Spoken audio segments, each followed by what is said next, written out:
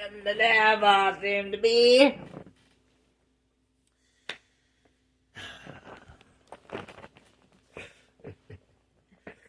I'm bald. I'm bald, so I need me a hat. Damn it. I'm bald. Damn a hat.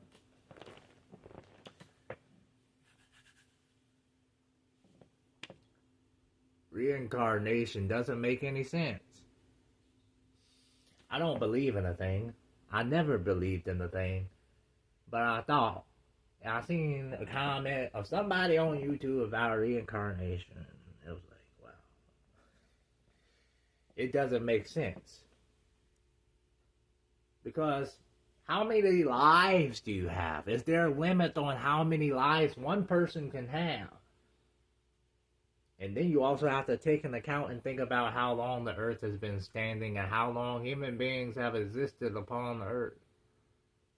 Like all these years, decades, eons, centuries. How many past lives you had within those.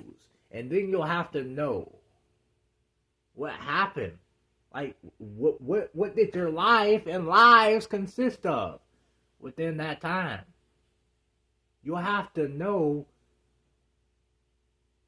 because in order to succeed and get past the reincarnation cycle or go into something and go dwell into the ether forever, you have to have your bad karma outweighed. Which the knowledge of your karma will be needed. Because without that knowledge, the fact that it is not already in your memory and the fact that you have to remember hinders the process of trying to reach the goal and the outcome that you want to reach. Whether it's enlightenment, whether it's,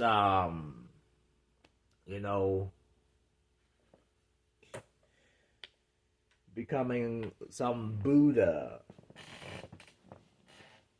You have to know so that you can, it'll make more sense if you were having to already know the karma that you reaped within your past life and your current life, because it will help you within your current life. You not knowing what happened, not knowing all the bad karma or all the good karma that you reaped within your past life and your current life serves you no purpose. It actually acts as a detriment. Because in order to succeed and ascend and bypass another life or being reincarnated as something undesirable and not really good, or having a bad hand and a bad stick at life within your next life, you'll have to override and overcome the bad karma and outweigh it with good deeds. But how would you know you are doing so? Like, what are certain bad karmas require certain good acts for it to be overwritten? But you don't know these bad karmas. And when you look at these people who speak about their past lives, they'll be like, oh, I was a king, or hey, well, I was this. Why is nothing pertaining to their experiences that they lived that will result in their bad karma or their good karma? They didn't say, well, I did this and this and this, so I gotta go about this way and this way and that way. Perhaps they do. Perhaps, they just keep that information to themselves. But it's crucial information to have. You must be able to have retaining and retention of your memory for this to even make sense. And then, how do you know any people have reached the Buddha or the enlightenment thing or whatever? Because an experience somebody has had, that could be a hallucinatory, that can be a whole other entity in and of itself, which is totally possible because these people have open minds. They open their minds to anything. And an open mind is easily to be played with. Everything and anything out in existence has a chance to touch it. It can reach it. It can move it. It can sway it into different things that it want to put that mind into. So when you have the belief of reincarnation and karma, you must, it's a crucial element that you have to retain your memory.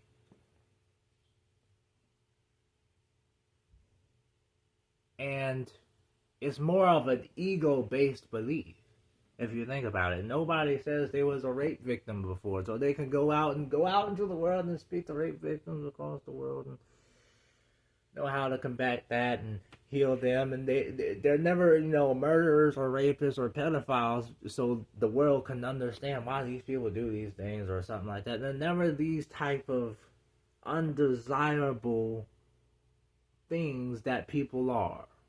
They're never these type of things. It's always, I was a king. Or if they were put into a low position, there's some position that is seen as an underdog position that, that contributes to the underdog story of rising up against the odds and becoming out the hero or the outcast. Is always a romanticized misery, a romanticized hell that they may or may not have experienced. That's what it is with reincarnation. And then these same people will look down on the notion or the narrative or the thought that you see something bad happen. And if you say that's their karma, they'll call you heartless, they'll call you rude and having no form of human decency. But according to their belief, it's right to say, it's true to say. Like if somebody down the street gets raped or somebody gets in a car crash, I can say that's a result of their past karma because that's what the belief says.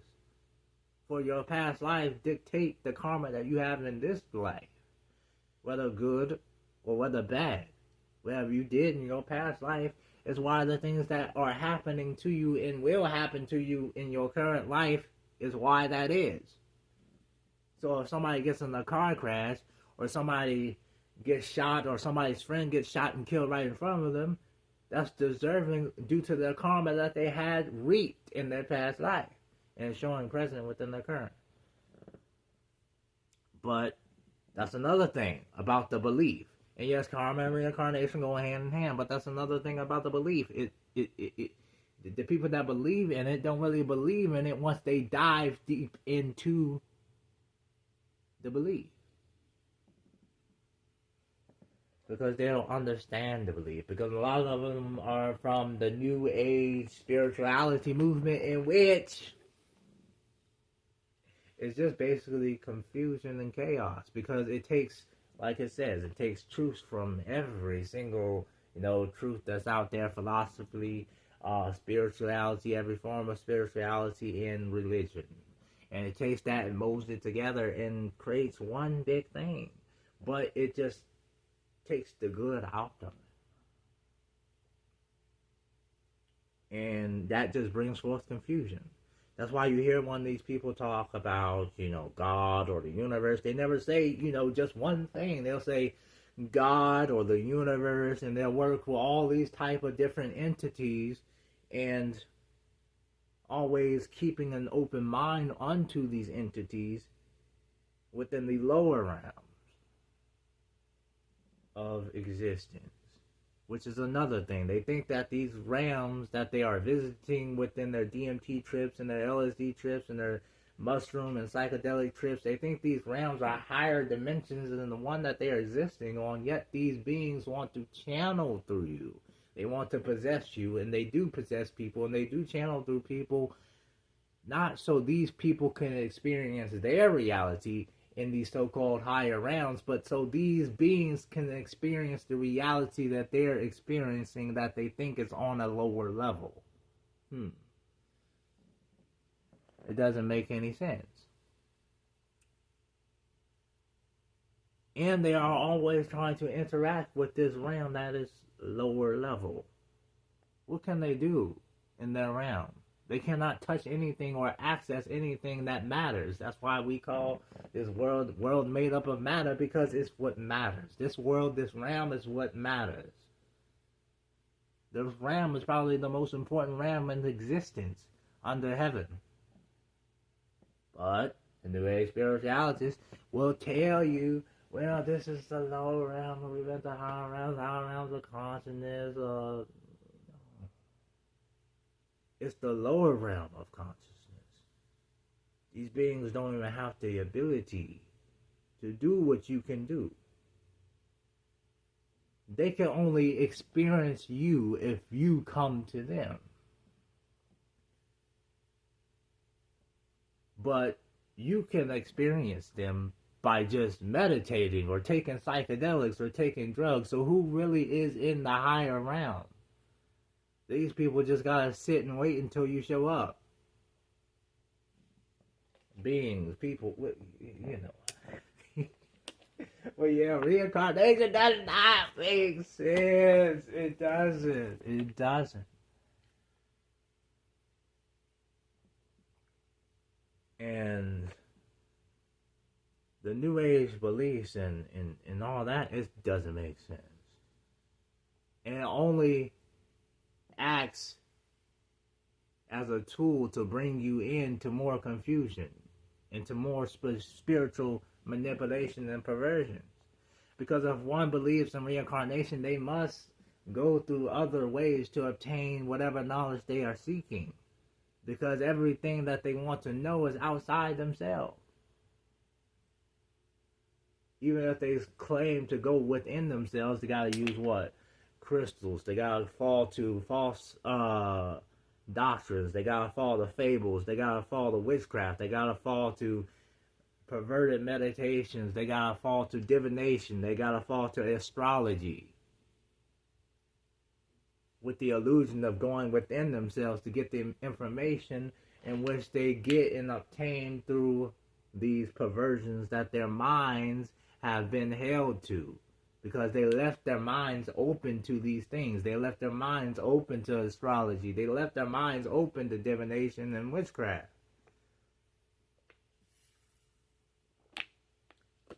And an open mind is an easy mind to be played with. It's like a whore. A whore who has her legs open, wide open, at a party. You know, I mean, everybody's going to get a turn. This one guy over here can be a drug dealer. This one guy over here can be a scammer. This one guy over here can be a woman beater. This one guy over here can be a rapist. This one guy can be a pedophile. This one guy can be just a store clerk and some guy that sells phone down at Cricket. All of them get the hit because she has an open legs, just like an open mind. Anybody can play with it.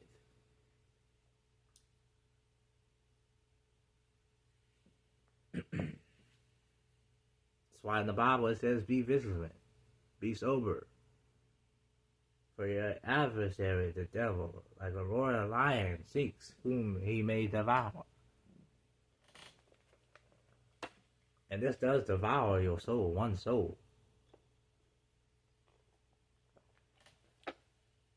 Well, these people fall into dangerous perversions, such as judgment, because everything is, because they don't realize the beliefs that they are rejecting from their childhood still persist.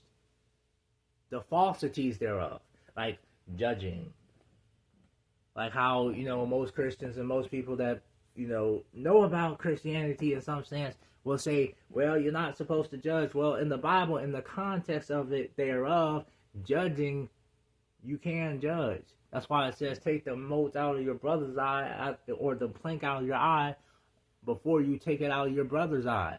Meaning, if you're judging somebody for stealing, make sure that if you're judging somebody for stealing, make sure you yourself do not steal. If you're judging somebody for being an adulterer, make sure yourself doesn't commit adultery. That's what the judge not, lest you be judged with the same measure means within the Bible. It doesn't mean that you cannot judge. But there's examples in the Bible of people judging. I think Paul judged people. There was a husband and wife who was taking advantage of the properties that they were selling, and he was judging them, saying, "Why would you let Satan take advantage of such and such?" But you'll have to read it. It's in the New Testament. There's examples of judgment and judgments being passed down in the New Testament. As in the ways of judging, as people will say, "Don't judge me, only God can judge me," nonsense that is out within the world, as in by words, by passions of saying you're doing wrong, you're wicked, you're evil, or something like that. You're doing something that's wrong. Here's the way. You know. But that's what it is. And reincarnation.